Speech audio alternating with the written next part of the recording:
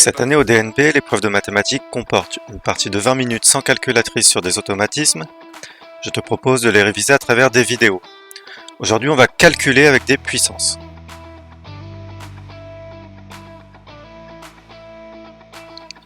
Pour commencer, il faut maîtriser la définition de la puissance d'un nombre. Quand on écrit 3 puissance 4, on dit aussi 3 exposant 4. Cela signifie que l'on doit multiplier 4 fois le nombre 3 par lui-même. On obtient 3 fois 3 fois 3 fois 3, qui est égal à 81. Pour 4 exposant 3, on a donc cette fois 3 facteurs tous égaux à 4. Donc le résultat est 4 fois 4 qui vaut 16, que l'on multiplie une nouvelle fois par 4 pour obtenir 64. Pour 10 exposant 8, on a 8 facteurs tous égaux à 10. Pour les puissances de 10, c'est simple à calculer, car il suffit d'ajouter après le 1 autant de zéros qu'indique l'exposant. Ici on obtient 100 millions. Les exposants fonctionnent aussi avec les nombres négatifs. On applique toujours la même définition en prenant garde de bien appliquer la règle des signes d'un produit de deux nombres. Par exemple ici on obtient moins 7 fois moins 7 qui fait plus 49. Un petit piège. Lorsque le moins n'est pas dans la parenthèse, alors il n'est pas concerné par l'exposant. Ainsi on obtient moins 7 fois 7 qui vaut cette fois moins 49. Pour le f, on a 2025 facteurs tous égaux à moins 1. Avec les puissances de moins 1, on obtient soit 1 soit moins 1 au résultat. Comme on a ici un nombre impair de signe moins, alors le résultat sera moins 1 dans notre cas. Un nombre non nul à la puissance 0 va toujours donner 1. C'est une convention à connaître.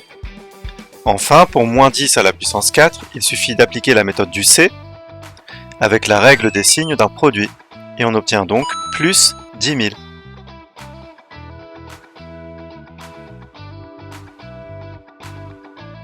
Lorsque vous avez un exposant négatif, il faut à tout prix appliquer la définition qui nous dit que a exposant moins n est l'inverse de a exposant n.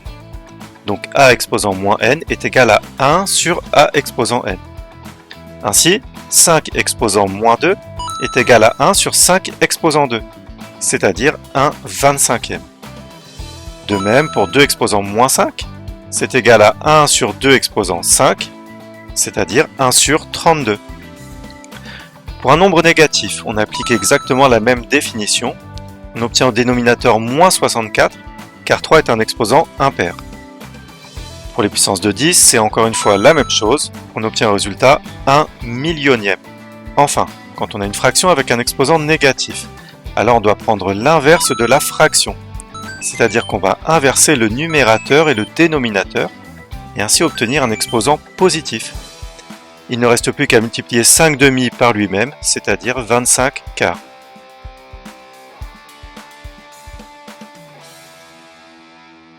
Ici, la consigne nous demande de mettre le résultat sous la forme a exposant n. Encore une fois, on va appliquer la définition. 7 exposant 4 donne 4 facteurs tous égaux à 7. Et 7 exposant 2 donne 2 facteurs tous égaux à 7. On obtient ainsi 6 facteurs tous égaux à 7, ce qui nous donne 7 exposant 6. De même, pour une fraction, on applique encore une fois la définition. On observe qu'on peut simplifier 3 facteurs identiques au numérateur et au dénominateur. Finalement, il nous reste 4 facteurs tous égaux à 9, c'est-à-dire 9 exposant 4.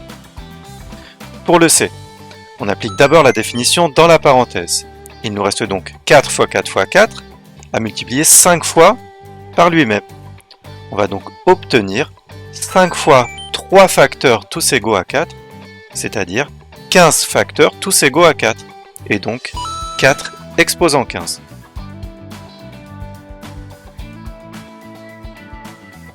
Enfin, on veut toujours le résultat sous la forme a exposant n, mais on va avoir des exposants négatifs. Il ne faut pas avoir peur et appliquer nos définitions avec rigueur. Pour 5 exposant 2, on a 2 facteurs égaux à 5, et pour 5 exposant moins 4, on a 4 facteurs égaux à 5, mais au dénominateur. On simplifie les facteurs identiques, au numérateur et au dénominateur. Lorsqu'on n'a plus rien au numérateur, on peut toujours ajouter un facteur 1. Il nous reste donc 1 sur 5 à la puissance 2, c'est-à-dire 5 exposant moins 2. Pour le B, on applique une nouvelle fois la définition et on simplifie ce qui peut l'être. Encore une fois, il nous reste 1 au numérateur et 3 facteur 8 au dénominateur, ce qui nous donne par définition 8 exposants moins 3.